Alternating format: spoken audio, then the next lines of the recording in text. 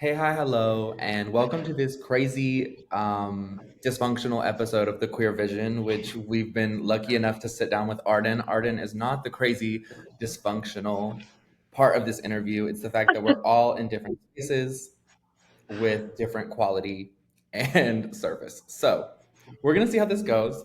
I'm really excited. And thank you for sitting down with us, Arden. Yes, of course. Thank you so much for having me. I'm super pumped to be on the pod. Yes. I guess just for the viewers, if you want to just give just like the little blurb, like who Arden is, what they probably don't, in case they don't know. Absolutely. Hello, hi everyone. I'm Arden Coutts. I am a trans non-binary author. I write queer fiction, and I also host queer writing retreats. And I currently live in North Carolina. I, I guess that's the brief version of who I am. Yes. So for a little lore drop for the people, we met Arden back at our first market and second drag show. It was our launch for our magazine, The Queer Vision, and then Arden did decide to join us and help us and do all those things on the team. And it's been amazing to like get to know Arden as a person. So I'm excited to like sit down and just get to know more about you because, like we've talked, but a lot of it's like business and stuff happening. So I don't know. I feel like people should interview their friends more and interview people that they're actually like closer with and like acquaintance wise more. It is a blast. I used to have a podcast called the Fun with Friends podcast, Mhm. where I took my friends to events with me and then interviewed them about their experiences and whether or not they would go to that event again and how they would rate it out of like 5 stars. And did that for 4 years, and it was a blast. Like, I got to know so much about my friends. It was amazing. I love This that. What explains made why you? you have experience doing podcasting, because for anyone who doesn't know, Arden's the one who edits our podcasts too, and has given us a lot of insight on how to make this better. So thank you for your experience. Of course. Hopefully the edits are okay. If they're not, give us 5 stars anyways. um, So what made you stop your original podcast, if you don't mind me asking?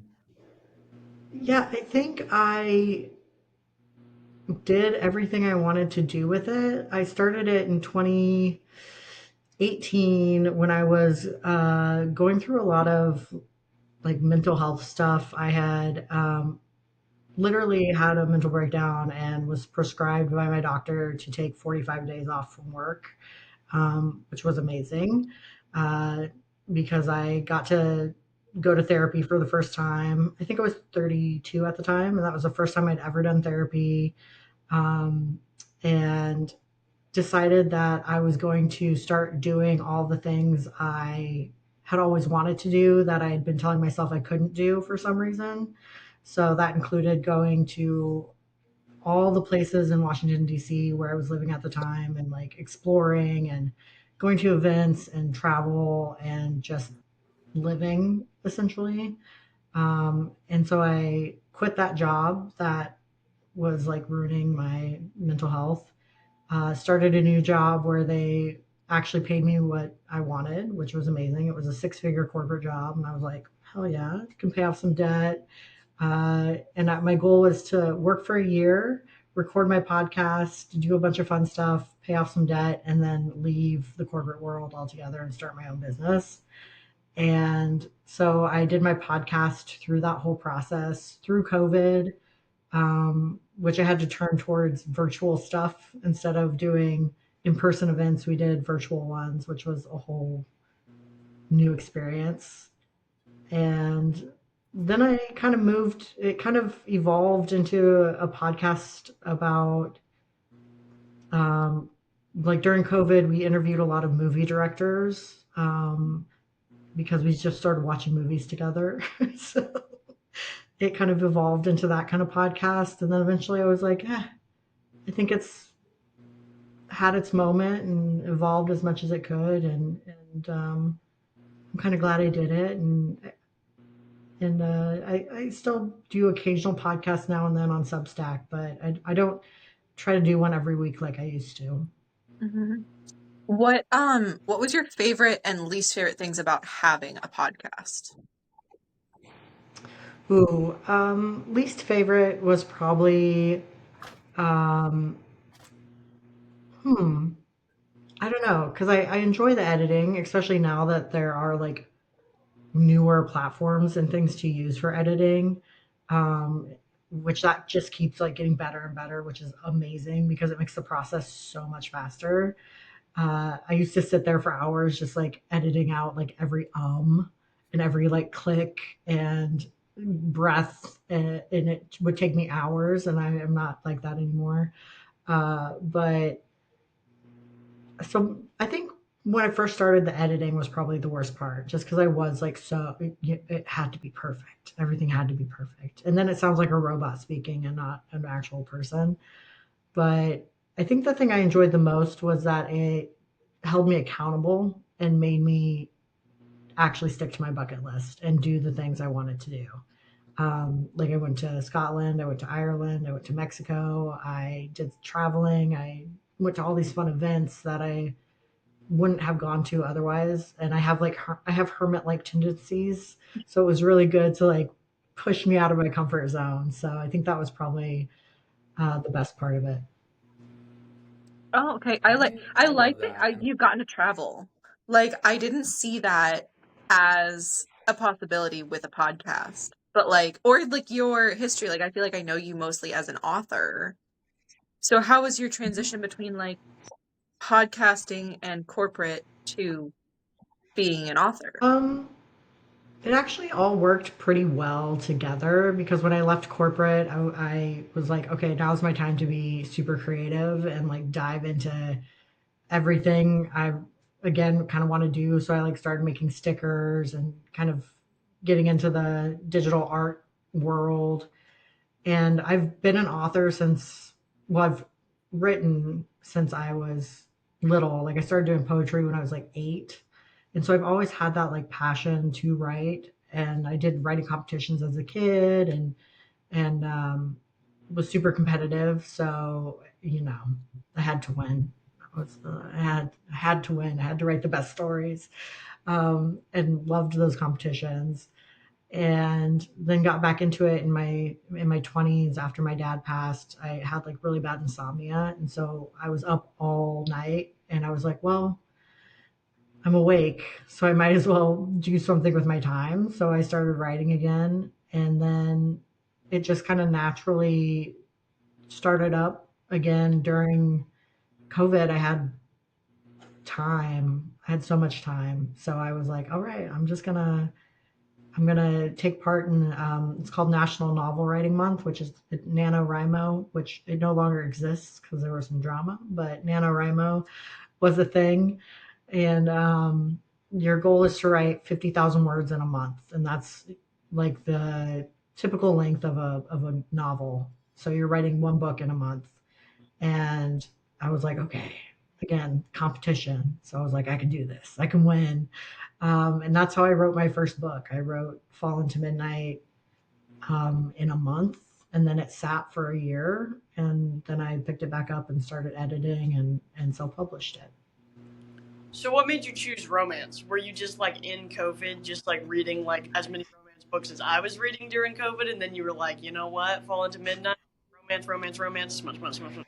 Who said that? Who said that? Who said that? Anyways, is that what Uh, like happened, or what was your journey? yeah. I never thought I would write romance. Just because I grew up, I loved fantasy and sci-fi. Like that's like almost all I read. But then at some point in my life, I started to read smut. Like, was really into it and reading romance, and just Cindy Gerard and Maya Banks are two of my favorite authors, or they used to be. I don't read as much straight smut as I used to, but it was like military uh, drama with men rescuing these damsels in distress, and I was like, yes, give it to me. This is amazing. And now I can I can hardly read that stuff anymore. But it was almost all I was consuming at one point. And then Fall into Midnight, I just had this like a piece of the story in my brain that I couldn't get rid of, and it was Gray and Hannah dancing the first time they danced together at the nightclub underneath the disco ball, and it was just the scene that would play over and over in my mind, and then Kira coming over and like getting in Gray's business, and the drama of the ex that was also the daughter of a mafia boss, and I was like, yeah, this is the idea. This is going somewhere. Um, and then it just kind of happened. I was like, okay, I guess I'm writing romance now. Not just any romance, mafia romance. Mafia romance, yes. Oh, it's great. But it makes sense too because I grew up watching that kind of television and movies. Like my dad was a huge like Steven Seagal, Bruce Willis, Chuck Norris. Like I mean, just the 80s and 90s action movies was all I consumed as a child. So I'm like, yeah, this makes perfect sense. That this is the type of stuff I'm writing now. That's actually really funny that you say that because literally for Christmas, my mom got me the entire Steven Seagal set. So Classic. I'm glad there's someone else that understands the obsession, or not obsession, but getting used to, I don't know, watching it all the time. Oh yeah. I feel like it really, like, just listening to you talk sounds like, when you started to like go to therapy and like work through some of those things, like, and like, I know, like, you let go of like the barriers, it seems like, from what you said, of like, the self-limiting beliefs of like, oh, I can't do this or I can't do this, which I've Mhm. definitely suffered from a lot.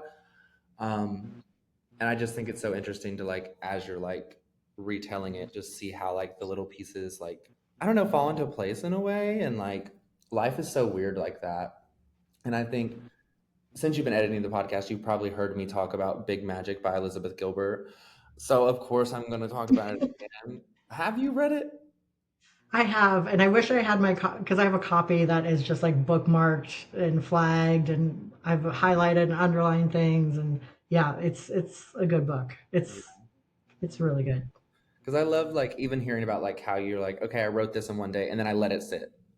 And like then it still like knocked back on your door and was like, hey, Mhm. hello, remember me.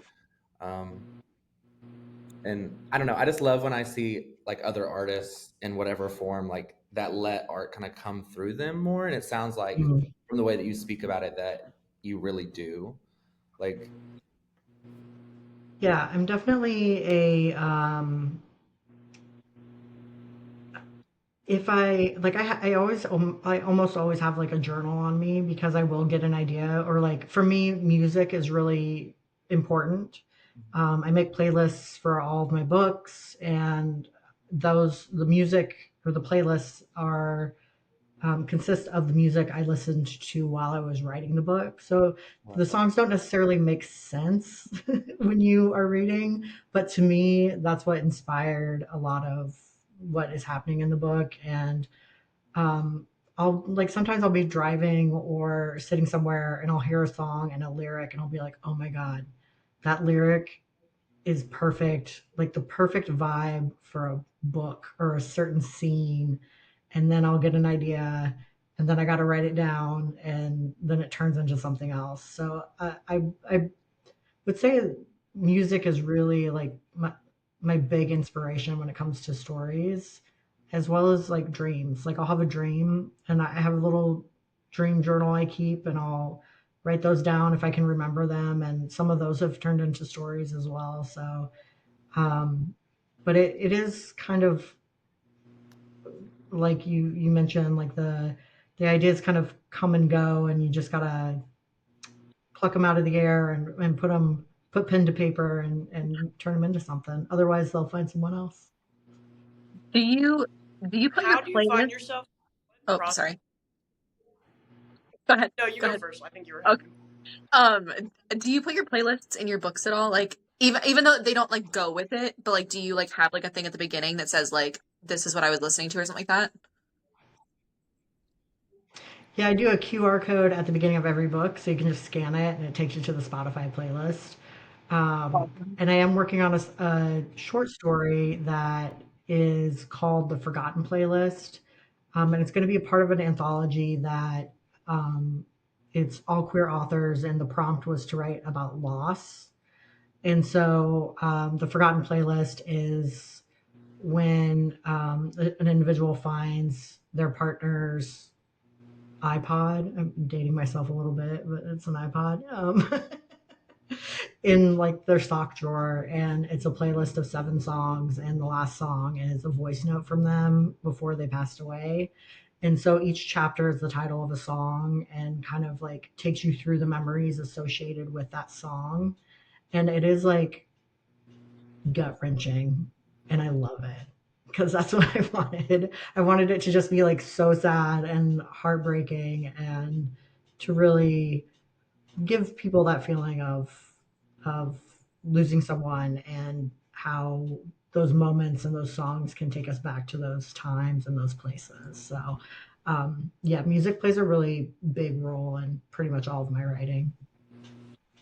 Okay, now I have 2 questions because of that. So the first question is like Elizabeth Gilbert like asked like because she talks about, and I'm sure you've highlighted this in Big Magic, where she talks about like the starving artist, the pain artist, the artist that has to like hate themselves and hate everything. Mhm. It makes the best art is like a bullshit notion. I want your thoughts on that idea, especially Okay. to love. The way you were like, it's about grief and loss, and it'll make you hurt, and then you start smiling, just really. Yeah. And then my second question, how do you like? Because writing a whole book, 50,000 words in a month, is actually insane, and I don't think a lot of people can really fathom that. Like, how do you get in that process to lock in, or do you feel like you are really really open to the creativity that's out in the world, and it just kind of flows through you? Mm. Ooh, 2 really great questions. The first one, I have already forgotten what the first question was. I think it was something about starving artists. It's. Do you find that you make better art when you like lean into Oh, the? um, yes, I do. And when I started going to therapy and getting on medication and like taking care of my mental health, that was one of my big concerns. I was like, oh my God, what if I can't write anymore? Or what if my I don't know, eye for photography goes away? Because at the time I was so deeply lost in grief when I started therapy, because I had left a partner that I'd been together with for 4.5 years. My dog, who was like my soul dog that I'd had for 9 years, had just passed away, and I had just had to move. And then I had this job that was just like I was deployed for 9 months out of a year and was just going constantly and super stressed. And so I hadn't given myself time to grieve like all of those losses. And so I was writing some great stuff and was really loving it. But I also realized like I'm mentally like going through some shit and need to get some help. And I think I vaguely remember asking my therapist or talking to someone about it and just saying like, what if I'm not myself anymore once I get on medication? Like, what if all that creativity goes away because all of my poems are like sad and like really diving into what grief. Almost all my writing has some sense of loss or grief in it in some way. Um, and so I was really worried that that would go away, but I've found that I'm still sad, even though I'm medicated. So, yay. But I can still tap into that feeling of loss and grief and the different emotions when I'm writing. And then that's again where music kind of comes in. Because if I am writing a sad scene, I can put on certain songs that bring those emotions out in me or like put me in that headspace. So I'm able to kind of evoke, is that the right word? Evoke the feelings that I want through music, if that makes sense. And then the second question was writing a book in a month. Um, I'm what they call a pantser. I don't plan, I don't plot. I just sit down and I like let the characters take me where they will. So sometimes I will have an idea for a story and I'll think it's going one direction, and then I'll end up somewhere completely different than I thought I was going to, because I just go with the flow and let the characters take me. And when I get into writing, I like get into it and I can sit for like an entire day and just write. I love it when I'm in the zone. It's amazing. But I definitely like to write a book in a month. You have to be like, okay, every day I'm going to sit down and I'm going to write, even if it's just like one page or 100 words. I'm going to put something on the page. So I personally had to like really make myself do that. And like right now I'm on a deadline to get something done by December, and I'm like, December, it's forever away, and it's going to be here before I know it. And I'm going to go into like overtime mode and get to type in. But I feel like that's the ADHD way of things. So I'll get it done. Yeah, you and me are very much the same in that regard when it comes to like the whole ADHD. I don't know, like I never heard someone, did you say pantser? Pantser. Yep. Okay. Like flying by the seat of your pants or whatever. It's like the thing. Yep. I've never heard anyone like say it that way, but yeah, so me. I do the same thing. I'm like, oh, when it hits It me, it hits me, and I'm honestly, like, let's go now. I was thinking about that for both of us because I was like, though we do it completely differently, like we both do just like dive right into it. And like, there's a plan to a point. Like, it's like, this is where we want to end up. But like, I feel like it is very much like just start here at the beginning. And like, going back to like middle school, high school, even college, when they were like, write this thing, you have to have an outline. I was like, I literally hate outlines. I can't write with an outline. Like, unless it's Yes. like a research paper where I'm like, okay, I have to talk about this topic here and this topic here. Like that makes sense, I guess. But like when it was like a good creative thing, I was like, you just got to give me the topic and let me flow. And then I would make the outline after because I couldn't like, because they graded us on the outlines. I So am we the had same to have one. way. Yeah, I'm the same way. Like I'm working on it's a queer poly romantasy, and it's fantasy is much different than the other type of romance I've written, and where you have to have like, you don't have to have, but typically you have like a lot of world building and you build these, big fantastical worlds. And I want to do that, but it takes a lot of planning because there's Mhm. like mythology and lore and laws and all of this. You got to figure out how the magic works and where the magic comes from, and it's a lot. So I'm like, oh my god, I have to actually like, I got to plan this. I got to build a world, which means I'm gonna need to probably plot stuff so it actually makes sense. And everything in my being is fighting against it. Like I do not want to do it. I don't want to start writing it. I'm just like, oh, Okay, but like think of it another way though. Instead of like feeling like you have to like plot the entire thing, you can just be like, okay, these are the things I for sure want to have in this fantasy world, and just like put them on a sticky note next to you. So like if you encounter it, like for example, like I read a lot of Brandon Sanderson, right? So like he has like emotions come up as like a little like emotion spren next to you. So it'll like other people can see like anger spren when you're angry. And so it's like if you wanted something like that, you could just be like, okay, I know I want to include this somewhere.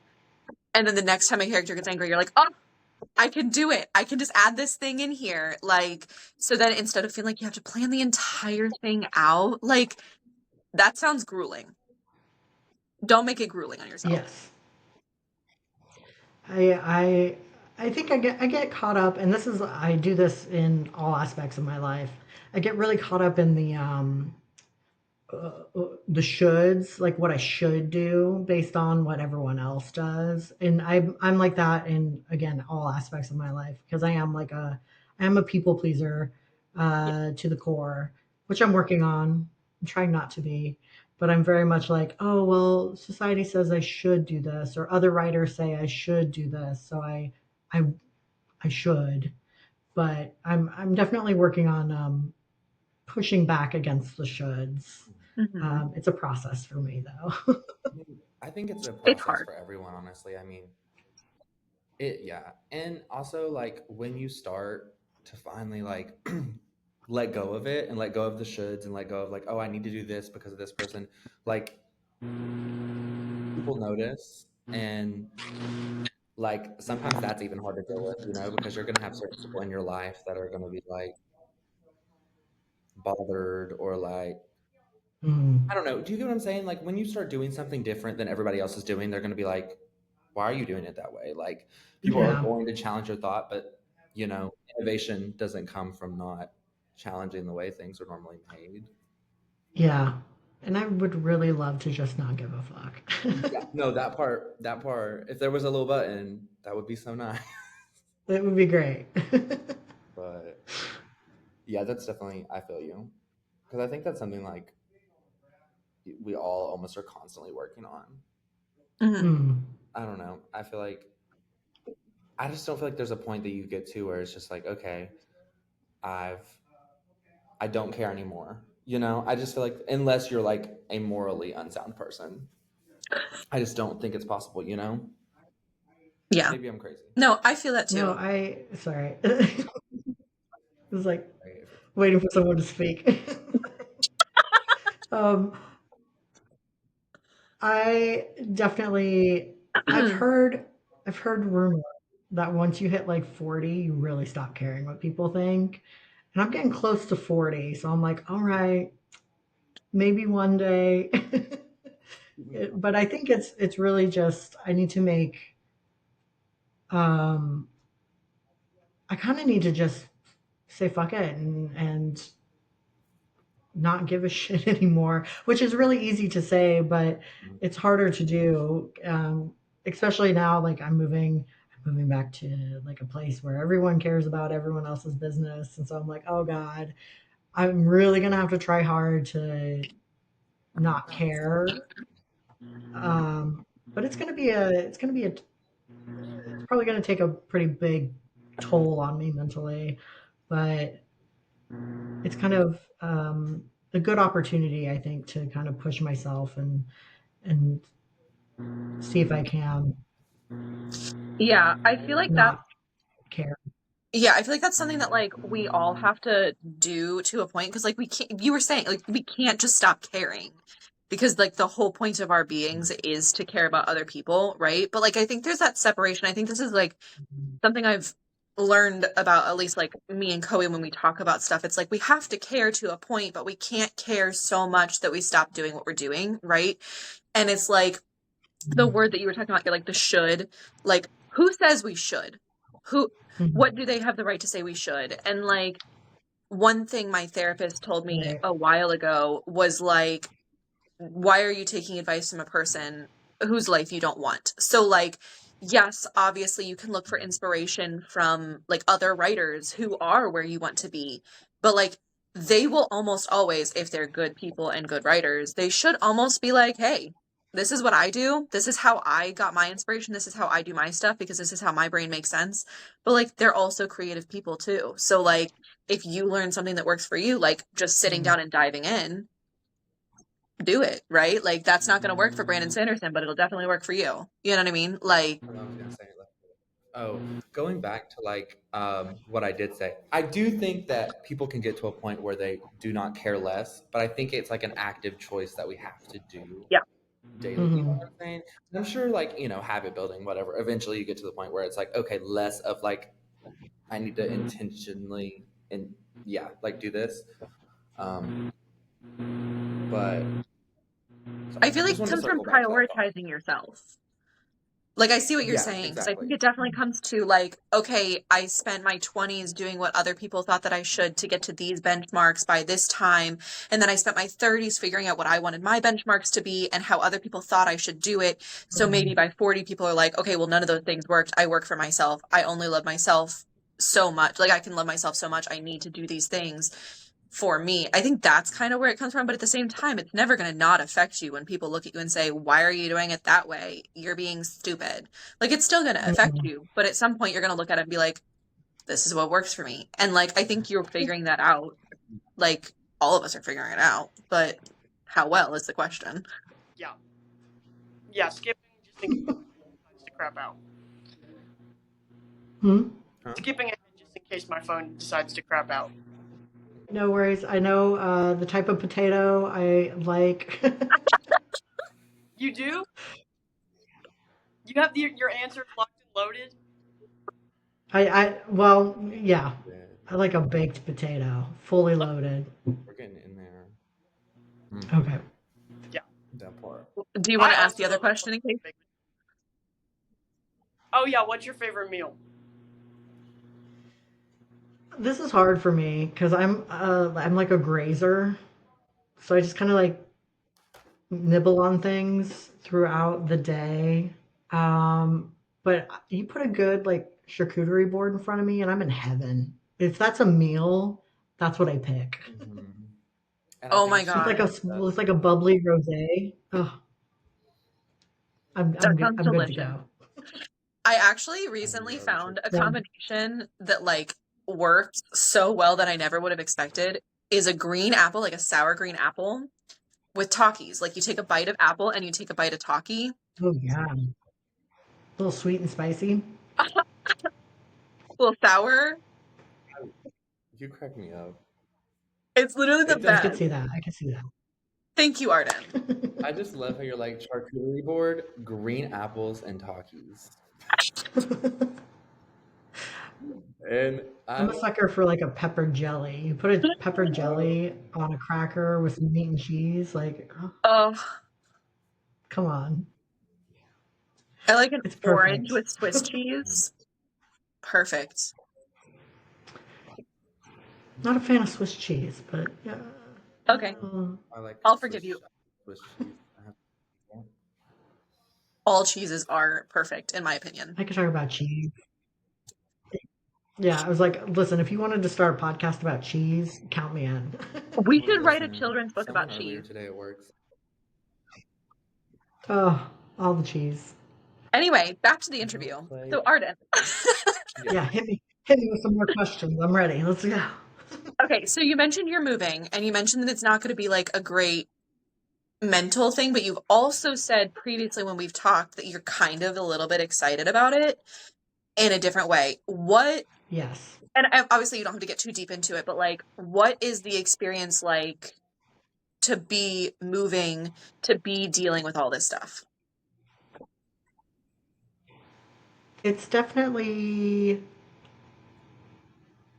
uh makes me feel very scattered. I think it's the best way to describe it. Like I'm a very organized person. I like to like I have my like I guess I'm old school. I don't know. I have like a paper planner. I've got my days planned out. It's like color coded. Like I'm very organized. And so moving in general kind of makes me feel a little unbalanced because it's I don't know exactly how far I'm driving each day. I don't know where I'm going to stay as I'm driving. So every like I have that kind of up in the air, which makes me a little anxious. And then I'm moving away from my best friend who I've known for like 12 years. Mm, She's the reason I moved to North Carolina.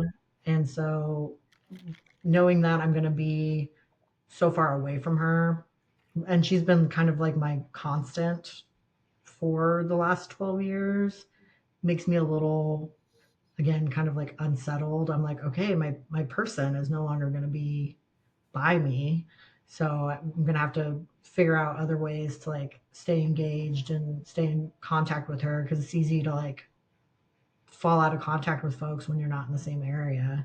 mm-hmm. So I think overall it makes me feel very unsettled, but like you said, I all of that being said, I like moving. I do it every 3 to 4 years. North Carolina is the longest place I've been in, I think, um, in a while. Uh, and it's time for me to go. I've spent my time here. So I'm moving back to Nebraska, but I don't intend to stay there. I'm hoping maybe like a year or two, and then I'll probably make my way back out to the East Coast somewhere. Or maybe I'll try the West Coast. I don't know.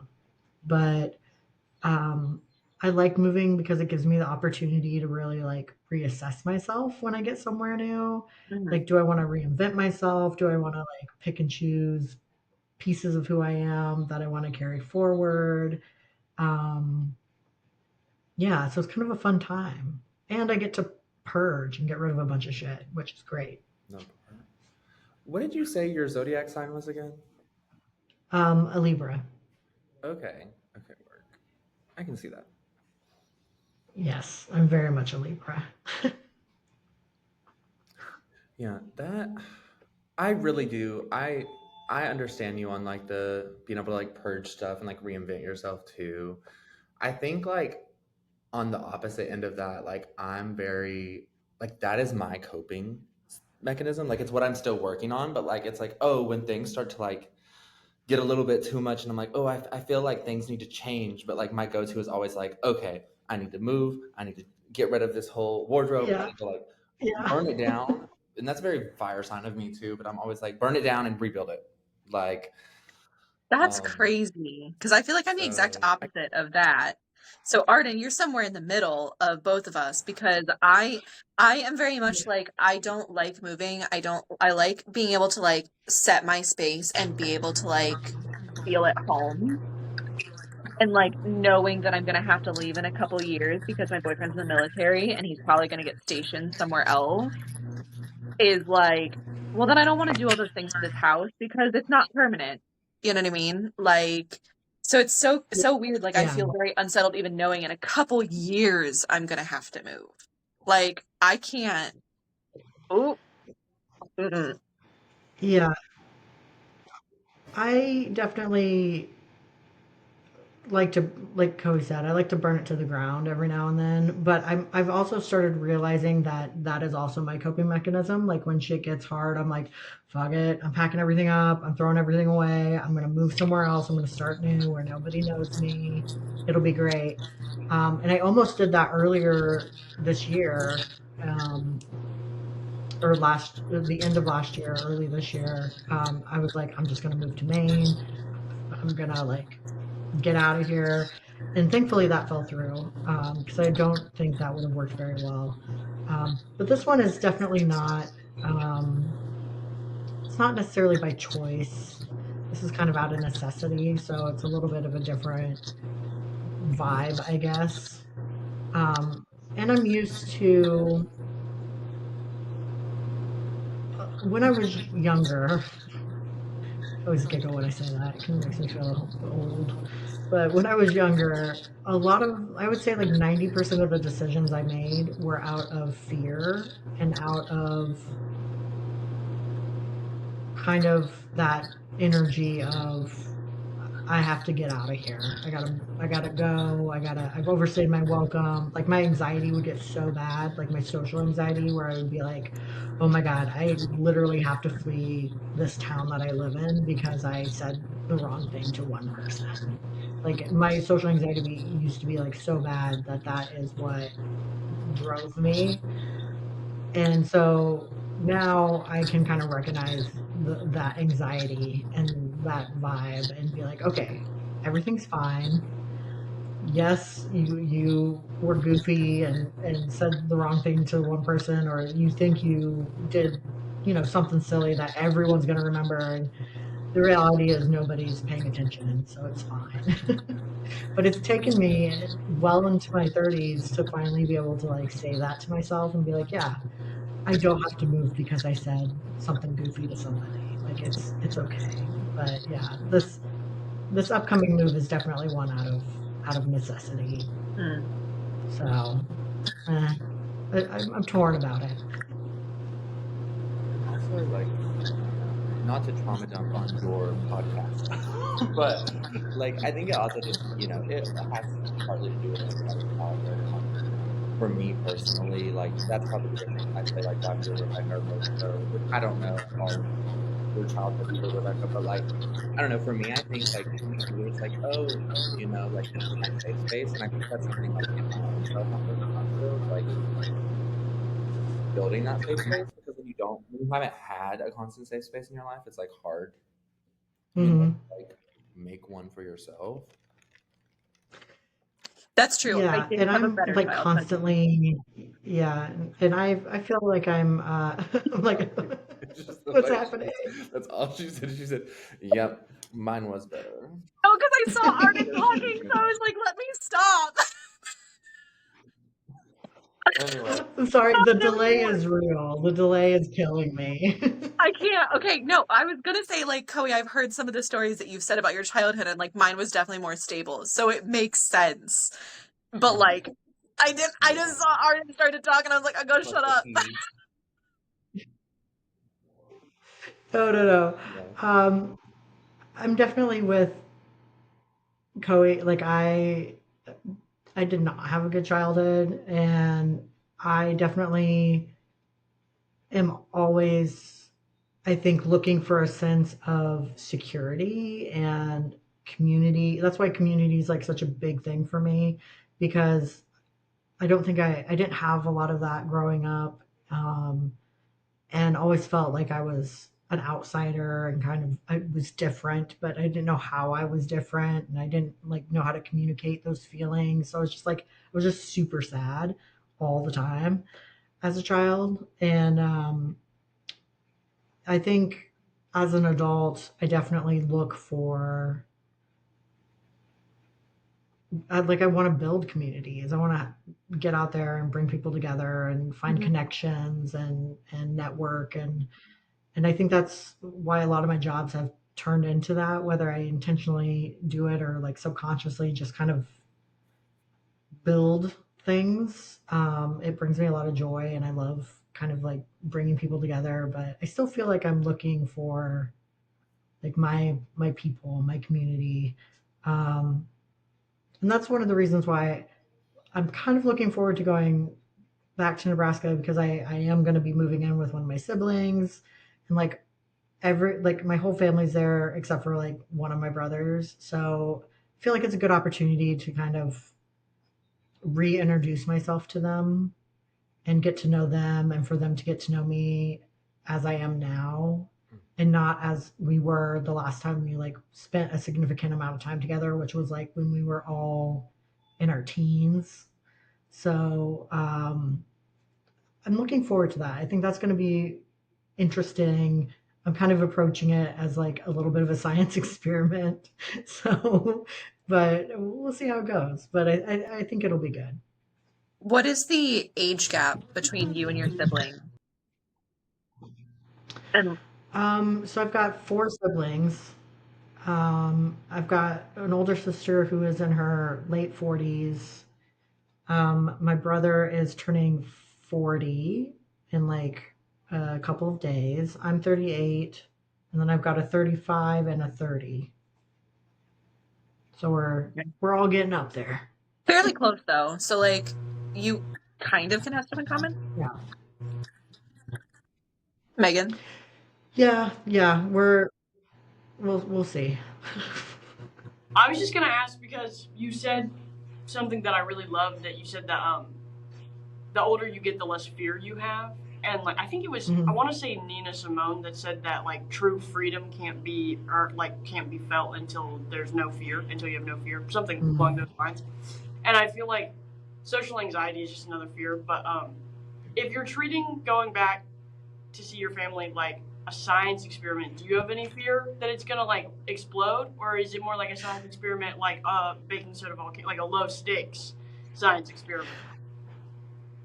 Oh no, I feel like it could definitely explode. Especially because I'm living with my brother and his family, and that's close proximity. That's a lot of togetherness. And they all know me pre-transition and not post, so that's going to be interesting.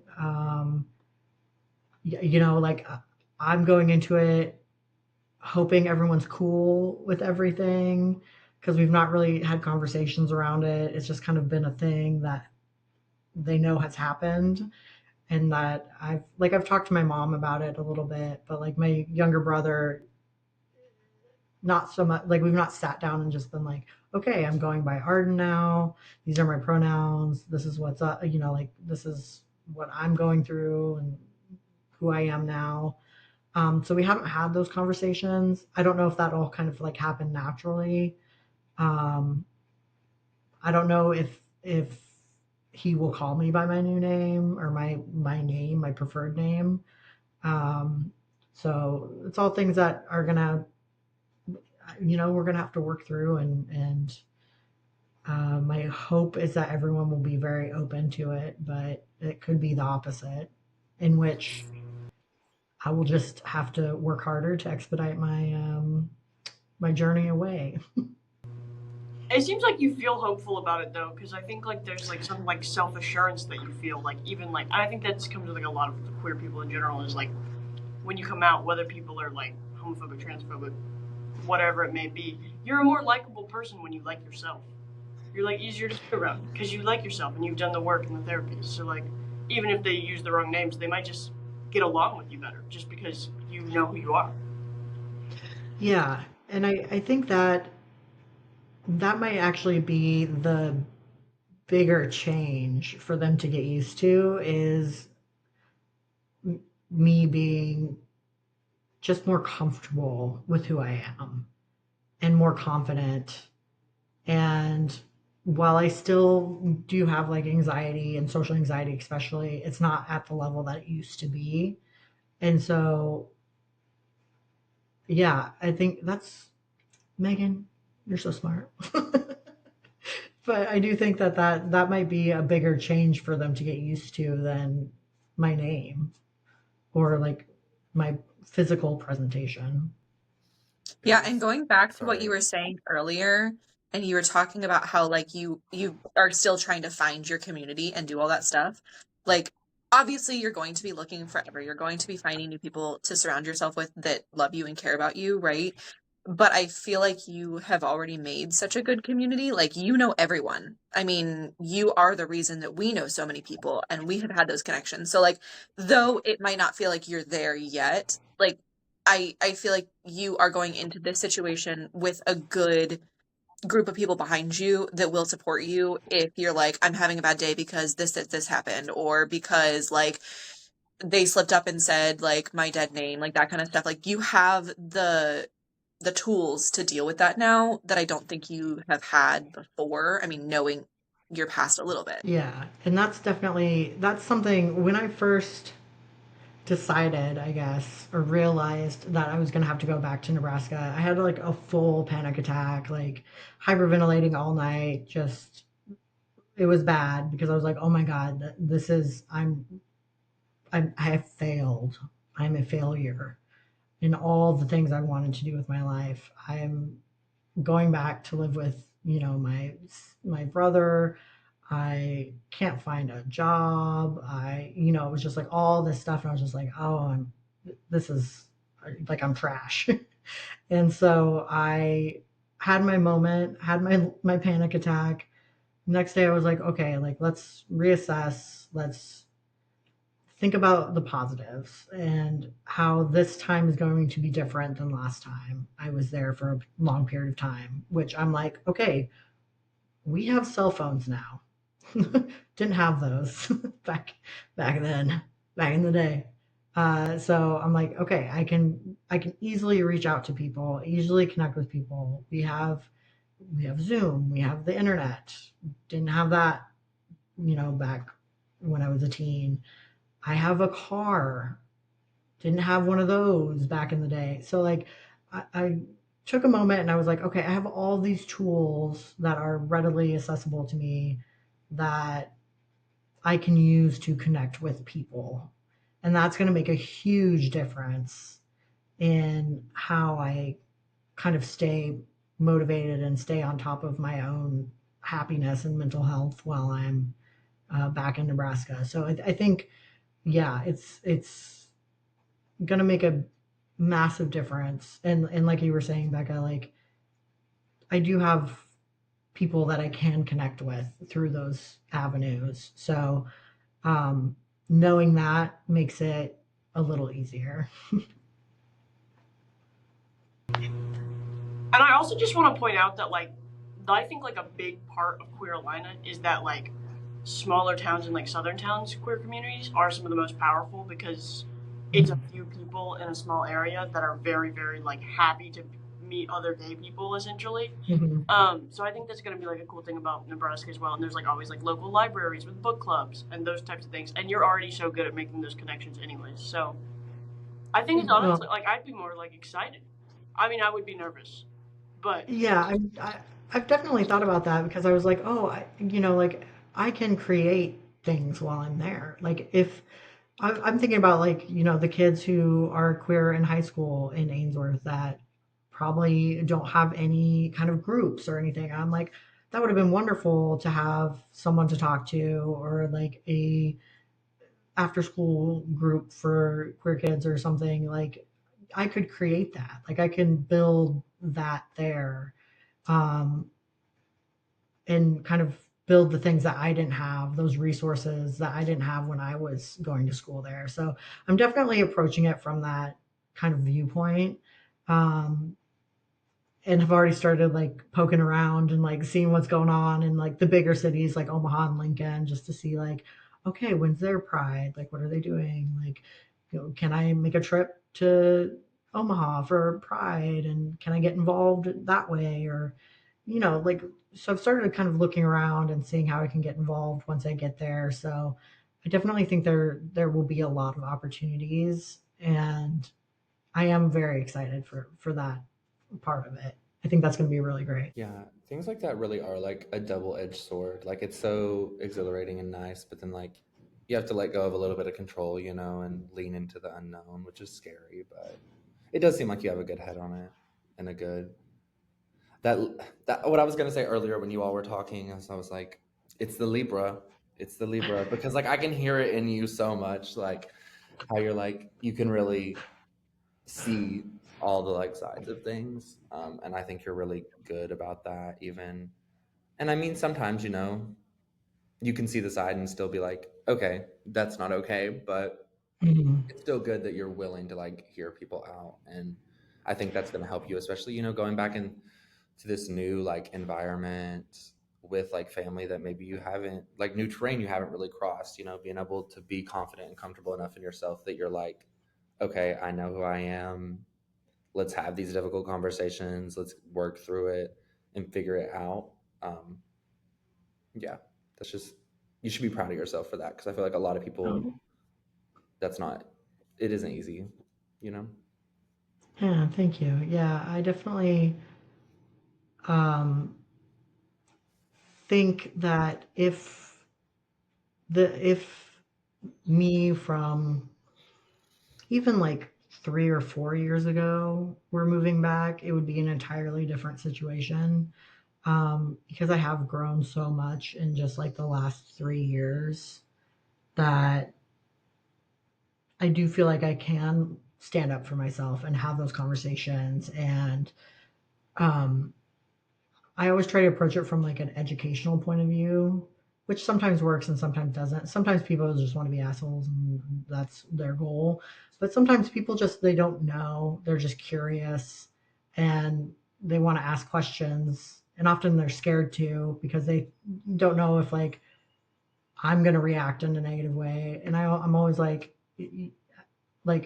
ask your questions, like let's have a conversation and we'll figure it out. But I'm taking that with me to Nebraska as well, where it's like, well, maybe this is more of an opportunity to educate people in like a chill, friendly way, and like see how that goes. I like that you're open to asking, like, to people asking questions, because I think, like, sometimes it is very hard to be asked hard questions and not feel judged by it because it's just like what we're used to, right? Um, and so, Mhm. especially from people that are supposed to like love you unconditionally, when they ask a question in a way that feels like they are like, so why are you doing this again? Then it is very easy to get defensive. and not truly educate them. So I love this. I love that you have that mentality that is so positive and uplifting, because I think the only way, I mean, we've talked about this a million times and you probably listen to it on the podcast a lot, but like the only way we're going to bridge that divide is through just like loving them so much that we care to tell them what's going on. And then for them to also want to listen, right? There is a willingness there, but also like, honestly, I'd be interested, unless it's something that's like you're not comfortable sharing, but like interested in hearing some of the questions they ask, because then maybe that's something that we could put in Queer Vision when they like when we have the Visionary Voices section. That way, like there's probably a question that somebody's scared to ask, you know, that I'd love to then be able to answer for a larger group of people. Yeah, absolutely. I would love to do that. I would love to do that. Like, I get a lot of parents that come up to me because their child, you know, just come out as non-binary or trans or, you know, is gender fluid, and they're like, I just don't understand. Can you explain this to me? And I'm like, yeah, like this is what it means to me, or like this is what it has been like for me in my experience. I mean, I've been out at bars and had, you know, random parents come up and just be like, "Hey, I have questions," and I'm like, "All right, cool. What kind of questions?" And then had full, lovely conversations with them, and then they've introduced me to their children. Like the next time I've met them, and like you know, they're just a lot of times they just have questions and don't have access to someone who's had that lived experience. So I'm always happy to educate and have those conversations with folks. There's something to that, like be curious, not judgmental. I think that's what Whitman. But like there's something major, and it's like us being curious to like have that open listening ear to when they say they have questions. But then there's something that's just so beautiful, like about a person who is confused about our queerness, to come up to us and say like, "Hey, I am choosing to be curious instead of judgmental right now," and I think that's really beautiful. Yeah, and also, I love that. I just read, and this is me gonna plug Bob the Drag Queen's book, Harriet Tubman Live in Concert. I want to read that so bad. Yeah, okay, that's my book rec. Like, you've got to read it, and it talks a lot about like how Harriet like successfully got people on her side, which is like it's kind of a textbook for like how to do it in some ways. And that leads me to my question, which is, what is your current book recommendation as an author? You could also use this to plug your own books. Current book recommendation. Ooh, this is a hard one. I'm just gonna plug. I'm 3 books deep into Jennifer Armentrout's from what is it, Blood and Ash series. I think it's Blood and Ash. I'm on book 3 and I love it. It's vampires. It's like werewolves. It's smutty fantasy. Love it. Yeah, I'm just devouring them. Yeah, can't recommend those enough. Those are such good books. Yes, I've read the book. They're very good.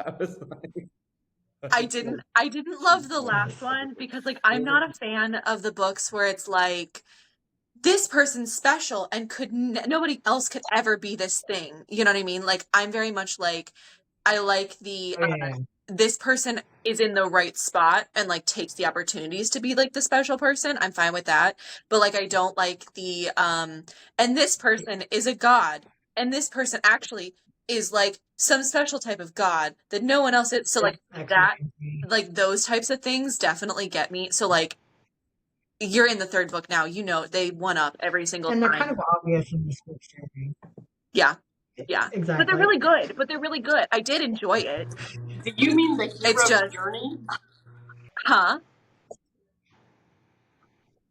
What'd you say? Do you mean just like you like the hero's journey, but not if the hero's journey is like this one person knows something, like there's something very, very special about this one person. Yeah. And then they meet a mentor, and then they go on the hero's journey. You like don't like that? No, like I'm fine with them meeting. It's literally just like one upped in every book. Yeah, it's like it's okay, this person has like a special blood so that they are immune to this thing. And then like the next one is like, okay, but they actually have this other special thing that no one else in the world has. And then it's like, and then another special thing that no one else in the world has. Like, I'm fine with the mentors. I'm fine with the hero's journey. I'm not fine with literally no one else could be this person except for this person. Destiny? Yeah, I hate Destiny and Fate. I have Yeah. to beef with that opinion because that's the plot of Buffy the Vampire Slayer. Wait, Yeah. Oh yeah. No, it's not. About No, the it's not. No, it's not. Kind of is. It kind of is, but it's not, because there are other people that could have been her if she didn't take the mantle. She didn't have to do it. True.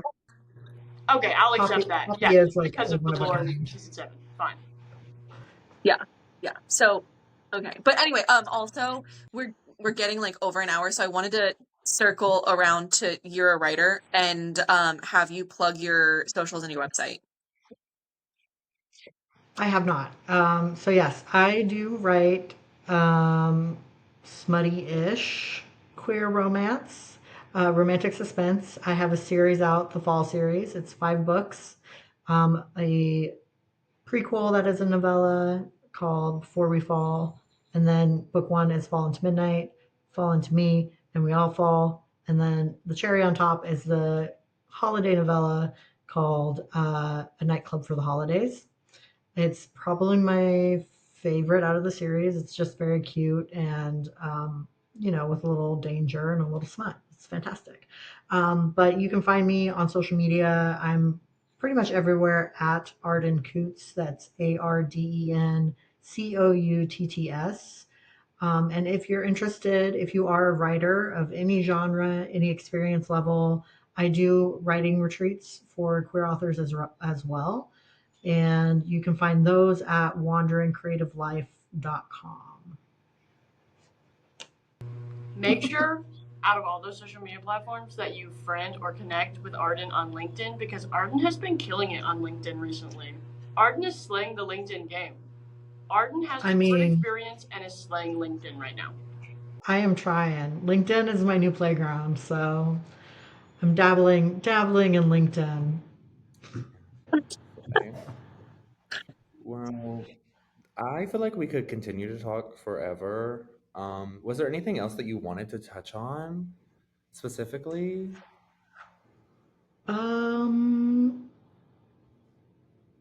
no, I don't think so. I guess if I had to give one piece of advice for creatives and maybe even just people in general that are thinking about doing something or starting something and don't know if they should, my advice would be to just do it. It's going to be scary. Um, you are going to run into people who think that you can't do it or shouldn't do it. You're going to run into yourself, but just start. Yeah. And you can do it. Just do it. I love that. Period. And yeah, echoing that because, yeah, that's just so real. And sometimes you gotta stumble, and then you pick yourself back up and you figure it out. You don't always have to Exactly. know. Like you can't learn without falling. Like you Yeah. just What is the saying? Chaos is the catalyst of growth. So, gotta have a little chaos in our lives. True. yes. Hard, but true. Well, Yes. this has been amazing. It was so nice to talk to you as always, and like just I don't know, get to know a little bit more about you, a little bit more Yeah. lore, and to let people know as well. And just also, I think, yeah, this is just going to be a really powerful episode just to talk about change and embracing that. So I'm glad that we kind of went that direction. But Yeah. Thank you so much for having me on. I obviously am a fan of the podcast. So I'm super stoked to have been a guest. yay. Thank you so much for watching this episode of the Queer Vision Pod. You can find us at Queer Vision Mag on Instagram as well as queerlina.org. And you can also find our new sub brand, Nasty Queer, at We Are Nasty Queer on Instagram. You can also find Arden at Arden Coutts, which is ARDENCOUTTS on all platforms. And yeah, thank you so much for watching this episode. I'm Koe Star, Koe of Kanekalon. And if anybody else, because we didn't introduce ourselves when we Hi, I'm started, Becca. so Becca. Megan was here, and y'all know Arden. Yes, so thank you. Thank y'all. Okay. Bye.